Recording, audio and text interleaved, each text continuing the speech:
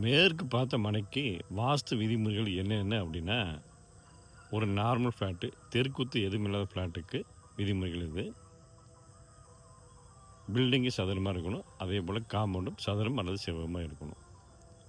Portico வந்து எக்காரணம் கொண்டும் வாய் மூலை கட் பண்ணியோ, தென்மேற்கு மூலை கட் பண்ணியோ போர்ட்டிக்கோ போடுவது மிகப்பெரிய தவறு. அதேபோல் தென்கிழக்கு கிச்சனு, மாஸ்டர் பெட்ரூம் தென்மேற்கில், வடகிழக்கில் ஹாலு, வாய் மூலையில் டாய்லெட்டு, வாய் மூலையில் மேற்கு பார்த்து என்ட்ரன்ஸ் வச்சுக்கலாம். அப்படி இல்லைன்னா வடக்கு மத்தியிலையோ இல்லை வடகிழக்கு மூலையிலையோ வடக்கில் என்ட்ரன்ஸ் வச்சுக்க ரொம்ப ரொம்ப நல்லது.